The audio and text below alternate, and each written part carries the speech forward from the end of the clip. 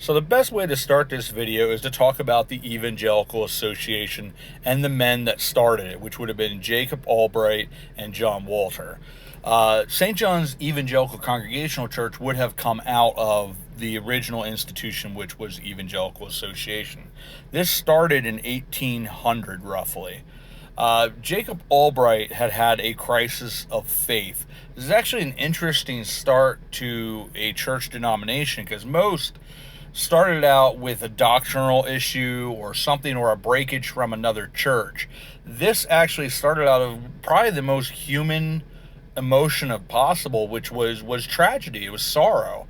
He had lost 2 or 3 children to dysentery, and he felt at the time Lutheran Church, which he was a member of, didn't reach out to the needs of him and his wife at the time of this loss.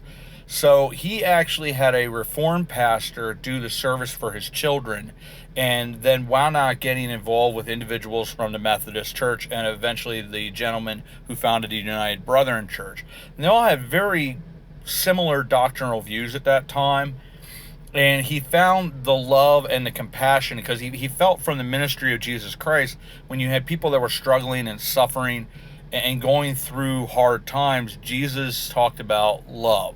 In 1 Corinthians chapter 13, it talks about the love of Christ. You have hope, faith, and love, and the greatest of these is love. And that was something he felt very strongly about. So he wound up becoming a sort of one of those guys, the traveling pastors for the Methodist Church. And eventually he felt a call from God to minister to the German-speaking populations in that central Pennsylvania area. He went to the bishop of the Methodist Church and he said, "I'd like to have us ordain a minister that would minister directly to these German populations. Most of them only speak in German, so that the services would have to be done in German."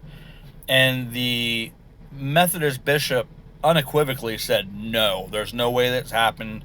This is an English church. That's what we preach in. That's just how it is." So Jacob Albright walked away from that disappointed. Not long after that, or maybe even shortly before, he had met a young man named John Walter, who was about 2 decades his junior. And this guy was a dynamic young man, a great hymn writer, a dynamic speaker even. And they determined to create this part offshoot of the Methodist Church called at that time they didn't call it Evangelical Association. They basically had church groups in that area. I think it was like 4 groups of 20, and then eventually it was like maybe 8 groups of 50. It was sort of impressive growth, and they started what would become the Evangelical Association. John Walter wrote the first hymn book, and Jacob Albright sort of went from place to place to minister to the congregations. And Jacob Albright actually passed away. He had contracted tuberculosis, and he was on his way back from Linglestown. He didn't think he'd make it back to Ephrata's home, and he wound up going to Kleinfeldersville to the George C. Becker homestead, who was the brother-in-law of John Walter. And there he passed. And he's buried there in Kleinfeldersville, what would become the Albright Memorial Chapel. John Walter was buried there in Mount Nebo Cemetery in Ono, Pennsylvania.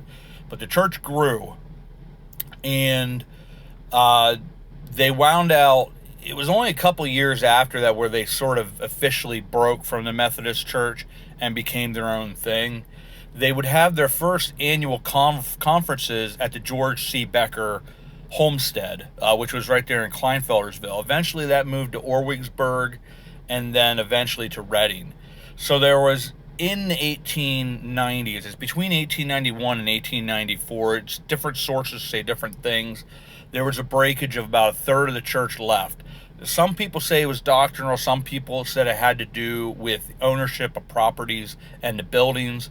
Nonetheless, it was about 30 years later, most of that group that broke off went back, but the part that did not go back became the Evangelical Congregational Church. Now, the part that went back, they wound out merging at some point in the 40s with the United Brethren Church, so they became the Evangelical United Brethren, and eventually in the late 60s, the Evangelical United Brethren wound up merging with the Methodist Church to become the United Methodist Church, and I believe it was 1968. But regardless, St. John's is from that original Evangelical Association, and they continue the ministry of Jacob Albright and John Walter, no longer preaching in German, of course, but that ministry of love and that doctrine, the biblical doctrine teaching, is something that they continue to this day. It really is. It's a phenomenal history when you look at it. There's just so much that went on, and what they came from, and so many of these unique churches in the local area. My uncle even went to an EC church over in Muir, Pennsylvania. So my family has quite a bit of history with them as well. But let's now go into specifically the history of St. John's Evangelical Congregational Church in Steelstown, Pennsylvania. So I want to talk a little bit about the history of this church, St. John's Evangelical Congregational Church. We talked about the history of the Evangelical Association, in which this church came out of. They started it early. The congregation is 1826, and they were sort of meeting at different people's homes. But the way it works with the Evangelical Association, and probably a lot of other churches, is back then you chartered a Sunday school, 12 members, and then your church became official. You would present yourself at the annual meetings. They were originally held, I believe for the Evangelical Association, were held in Kleinfeldersville. I guess it was still called that back then. But it was held at John Walter's brother-in-law, George Becker. At his homestead, it was held there for a while until it moved to Orwigsburg, which I believe is up in Berks County, and then eventually moved to Reading. And that's where sort of the schism happened, where a bunch of the church doctrinally broke off from Evangelical Association. Now, most of that church came back, I think like 3/4 of them, but the quarter that didn't became the Evangelical Congregational Church, and that was right around 1891. Now, this church, like I said, is 1826 is where they believe it started. Now, they didn't found their Sunday school till 1841. Now, two of the members, which we're going to talk about then, Daniel Kelly and David Blouck Sr., who lived on the eastern side of town, that's where they held a lot of their services, probably for the next 17 years. Because the church, the part that we showed you, that was built in like 1858 to 1859. And then, like this section here, 1983, I believe there's a section over here that's like 1993, and then 1950 on the other side. I think they said also 1887 and early 1900s, there was other parts added. It's just sort of one of those things, as the congregation grew, you added on. But in 1858 to 1859, that's when this church building was built, and they had their official building. Now, thankfully for them, a lot of the Evangelical Association churches that broke off, that became Evangelical Congregational Church, they lost their churches, much like First Evangelical Congregational Church in Lebanon. They started a new Evangelical Association in the old building, and they had to build the building, that's the beautiful building right across the street, I believe in 1893. So a lot of the churches, especially the ones that were in towns and cities, they didn't get their church building back. Even Dale Kramer, we did the Union Salem, they didn't get their church back either, so they wound up taking the old United Brethren or Union Church. Steelstown was very fortunate with St. John's that it wasn't in a location that the Evangelical Association really cared much about. Sorry about the finger. So they were able to actually buy their church back. But one of the big things the Evangelical Association has is they make sure that each individual church owns their building. That way nothing like that could ever happen again to them.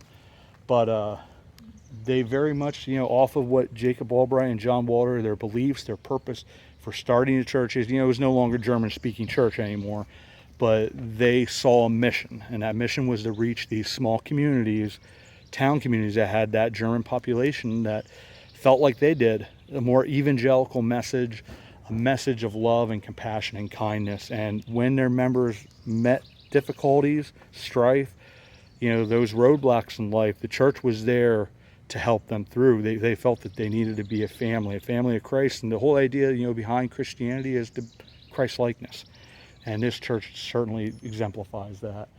And that is the history of St. John's. They Had the Grove, which we'll talk about here in the future of the video too, later on, about the really cool woods meetings that they had. A lot of really cool, unique things with this church, and really great church home.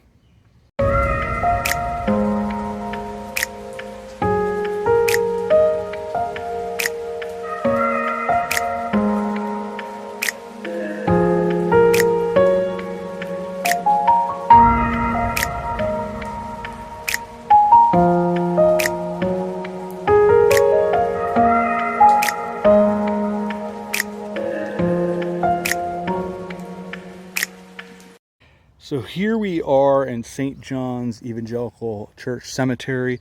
We are here at one of the charter members of the church, and that would be Daniel Kelly, and there's his wife Anna. He lived 1809 to 1876, and she lived 1811 to 1888. So he would have been one of the two main guys that had the church services held, or Sunday school held at their church. And his house, we really don't know where it was. It was somewhere in this Steelstown region here. You see how the road sort of curves through. Just a beautiful, stunningly beautiful town. But we do know David Blouck, who we're going to visit his house next. He was on that side of town. There was somewhere over there was the old Steelstown school, been one of those one-room schoolhouses. And we know that his home, it might still be standing because there's a number of these homes here, probably from 1850s, but we just don't know for certain. But his home would have been on the eastern side of town.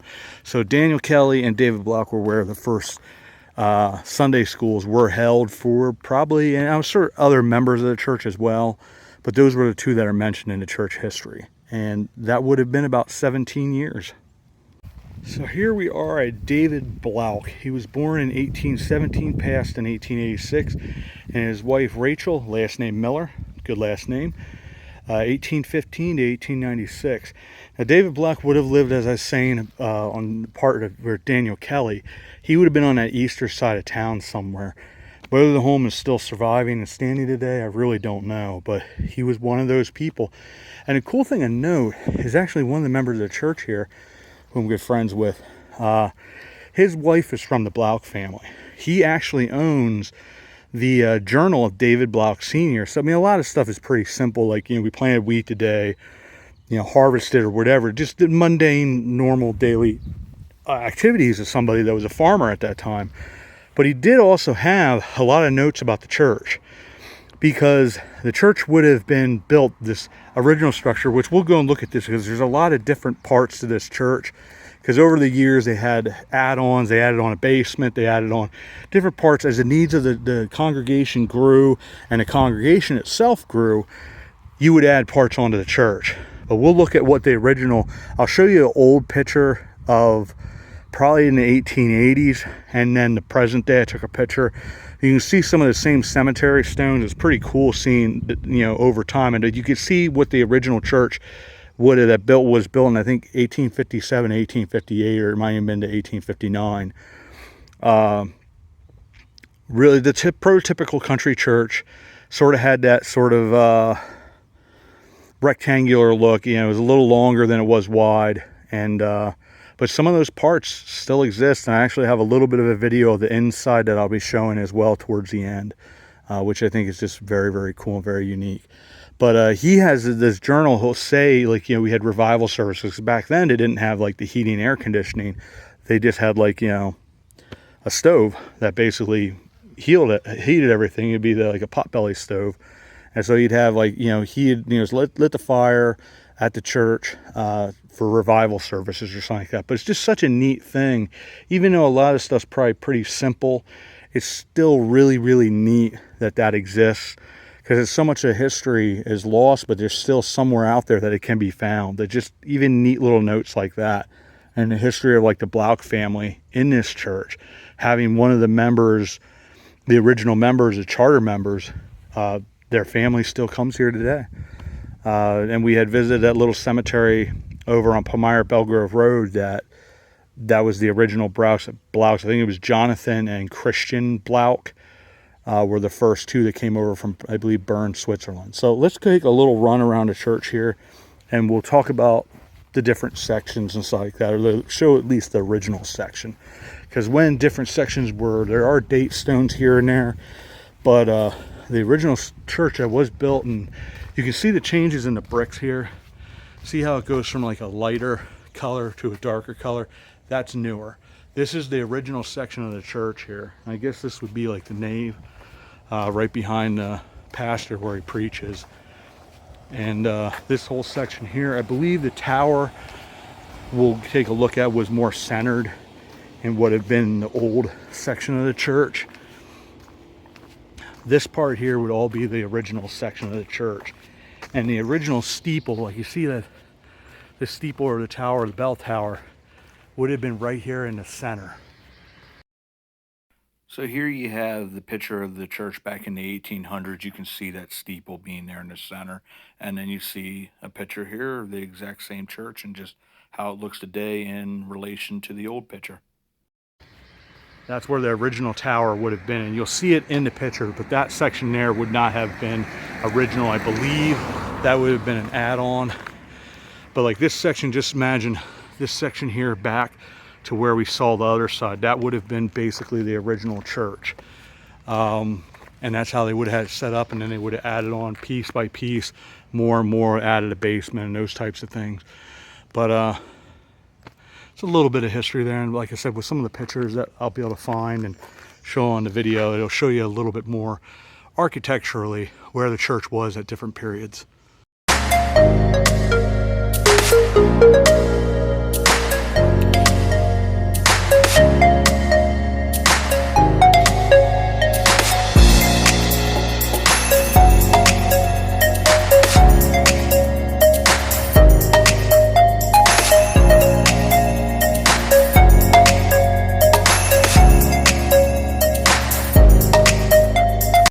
One of the unique things about St. John's Evangelical Congregational Church is post-Civil War days, somewhere late 1860s, they started doing what they called woods meetings in the summer.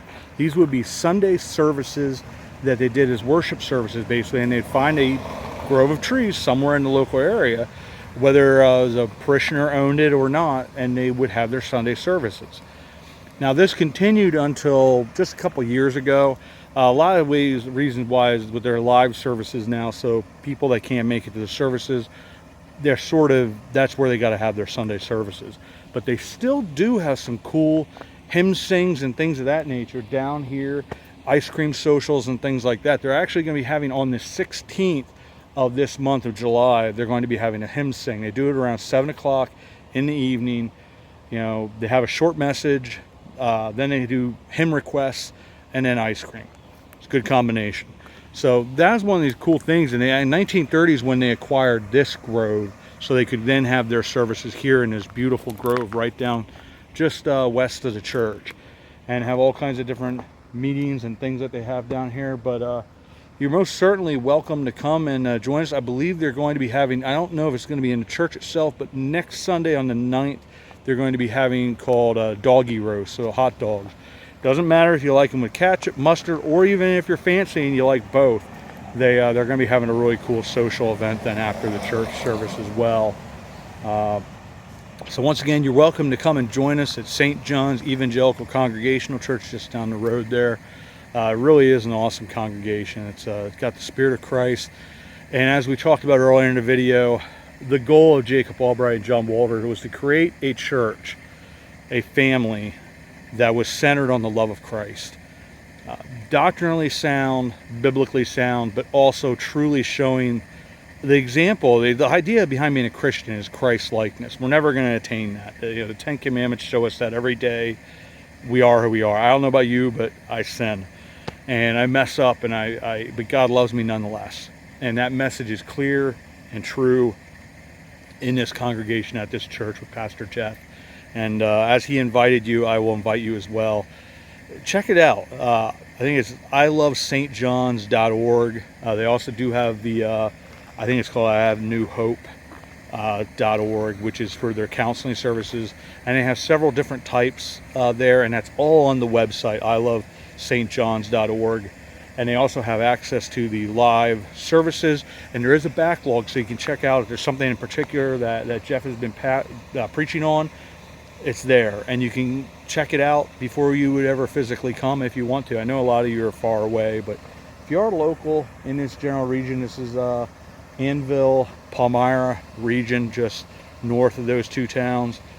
Really beautiful congregation, and you'll be most welcome there. And they're continuing the mission of those two men who took a chance, who saw a need. At that time was to the German population, the German-speaking population in particular, because they were forgotten in a lot of ways. You did have Lutheran, Moravian, and the Reformed churches, but they were so spread out.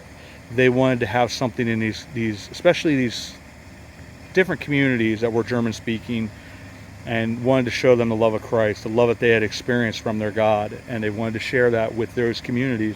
And to this day, St. John's is still continuing that mission. So thank you as always. Thank you for coming along. Thank you for listening to me. Talking about the history of St. John's, talking about the history of the Evangelical Association even. And as always, we'll see you all about town, and we hope we'll see you about church. So everybody, we are here at St. John's Evangelical Congregational Church's tent here at historic Old Annville days, and we are here with Pastor Jeff Berger. He's going to talk to you a little bit about what St. John's does within the community, their ministries, and give you an invitation to their church, because it's a phenomenal place, really the Spirit of Christ. We'd love for you guys to come and join us. They also have online services that he'll talk about that you can view there as well. Awesome. Well, hi everyone. Welcome to Old Annville Day. We're having a great time. So thank you to John. Thank you to everyone who's watching us and partnering with us. Basically, we're a church that loves Jesus and we love other people. And that's why we're here today. We're giving out free water, free baked goods, information about Bible school, information about the church.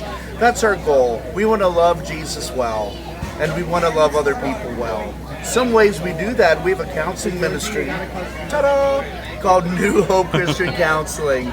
A lot of people just need some encouragement, and we have a lay Christian counselor, a pastoral counselor, and a professional art therapist that provide low-cost services to encourage people. Another way we care for the communities around us, we have a pantry that has frozen food, even some medicine, even some hygiene supplies, things like that could bless the family. So anyway, we just love being together. We love welcoming new folks as we worship the Lord together. If you'd like to learn a little bit more, we have a website you can check out. It's ilovestjohns.org, and Saint is ST, so I love STJOHNS.org. So have a great day, everyone. Thanks for letting me say hi, and God bless you.